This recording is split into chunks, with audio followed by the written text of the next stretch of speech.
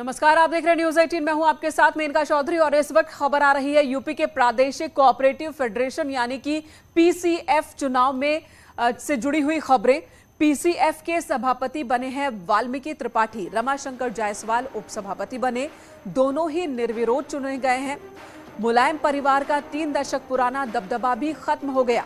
शिवपाल के बेटे आदित्य से छिन गई है कुर्सी। जी हां, शिवपाल के बेटे आदित्य उनसे कुर्सी छिन गई है और इस बार निर्विरोध चुने गए हैं पीसीएफ के सभापति के रूप में वाल्मीकि त्रिपाठी। रमाशंकर जायसवाल उप सभापति बने हैं।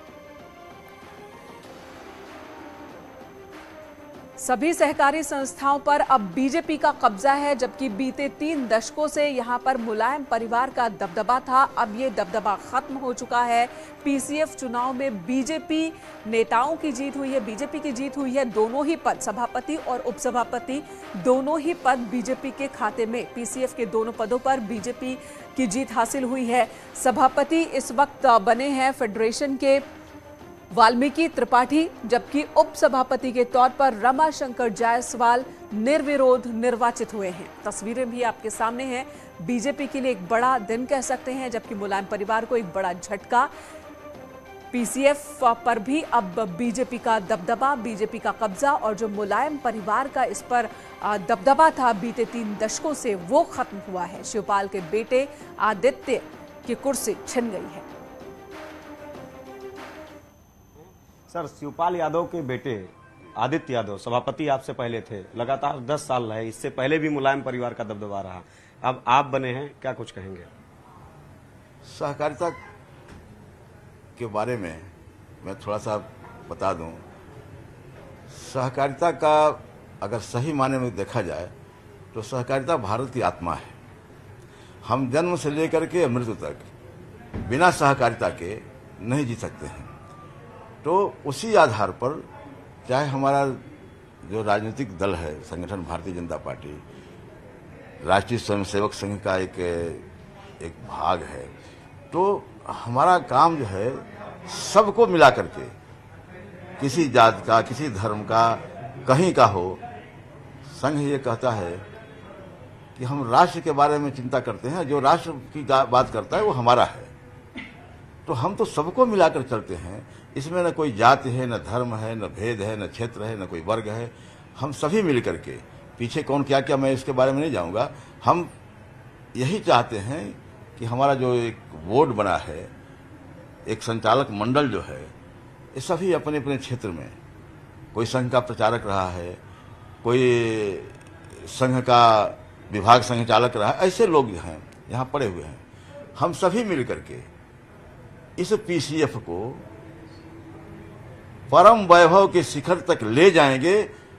कल आप कहेंगे कि भाई यह बोर्ड ऐसा है कि यह पीसीएफ वही पीसीएफ है, तो इसकी हम चिंता कर रहे हैं। देखिए, जिस तरीके से मुलायम परिवार का ये एक दुर्ग कहा जा सकता है, वो था आदित्य यादव 10 साल से इस पर काबिज थे पीसीएफ के चेयरमैन के तौर पर।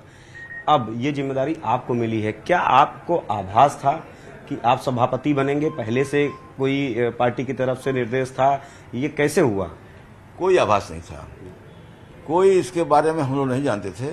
मैं सहकारिता प्रकोष्ठ का 7-8 वर्षों तक लगातार इस उत्तर प्रदेश का संयोजक रहा, और उस समय हमारी सरकार नहीं थी, समाजवादी पार्टी की सरकार थी, बहुजन समाज पार्टी की सरकार थी। उस सरकार में भी हम अपने कार्यकर्ताओं के बल पर यह पूरे देश में दिखा दिए कि भारतीय जनता पार्टी में सहकारिता भी बहुत तेजी से काम कर रहा है। शुद्धि, वृद्धि, समृद्धि लाने के लिए सहकार भारती कार्यरत है। तो जो विगत 10 वर्षों में जो भी हुआ हो, लेकिन आज भाजपा के सहकारिता के हमारे वरिष्ठ श्रीमान वाल्मीकि जी अध्यक्ष हुए हैं। उनके साथ मिलकर के सहकार भारती जो है, और ये प्रयास करेगी कि पीछे जो हुआ उसको हम नहीं सोचने वाले हैं। आगे हम अपनी संस्था को कहाँ तक ले जा सकते हैं, सबका साथ सबका विकास की परिभाषा में बिना संस्कार नहीं सहकार, ये हम लोगों का जो है मूल मंत्र है। इसको लेकर के हम आगे बढ़ेंगे और पीसीएफ को एक इन ऊंचाइयों पर ले जाएंगे कि आप सभी के सामने ये आएगा कि क्या वही पीसीएफ था जो पुराने ऐसे लोगों के परिवार के कब्जे में था। ये अपने आप परिलक्षित होगा। 6 महीने में ही आपको रिजल्ट आने लगेगा। इधर उन्नाव के सांसद साक्षी महाराज ने पीएम मोदी की तारीफ करते हुए कहा कि ये मोदी युग है। मोदी युग में कुछ काम तो 500 साल बाद सफल हो रहे हैं तो कोई 75 साल बाद हुआ है। उन्होंने कहा कि इंडियन रेड क्रॉस सोसाइटी का चुनाव 25 साल बाद हुआ है। उन्नाव में इंडियन रेड क्रॉस सोसाइटी के कार्यक्रम में सांसद साक्षी महाराज ने ये बातें कही।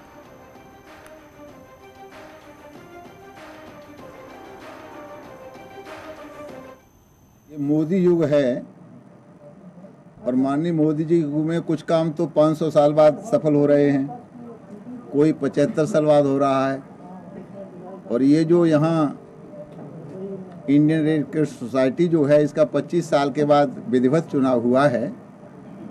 इस सोसाइटी के द्वारा रक्तदान शिविर, फिल्मी सितारों की दीवानगी लोगों के सिर चढ़कर बोलते तो आपने कई बार देखा होगा, लेकिन शायद ही ऐसा देखा होगा कि कोई शख्स किसी राजनेता का टैटू अपने शरीर पर गुदवा ले।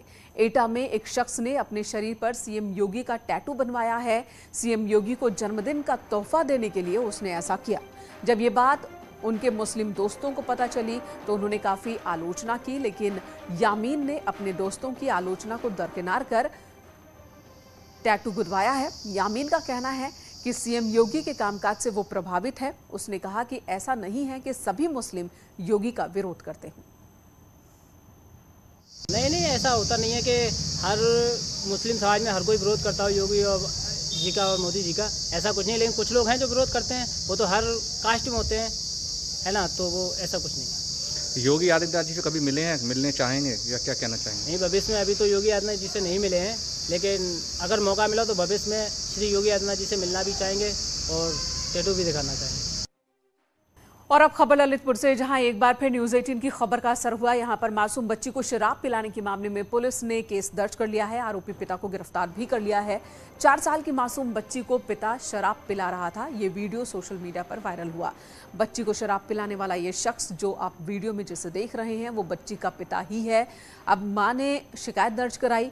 न्यूज़ 18 ने भी इस खबर को प्रमुखता से दिखाई, जिसके बाद पुलिस ने कार्रवाई की और पिता को गिरफ्तार किया है।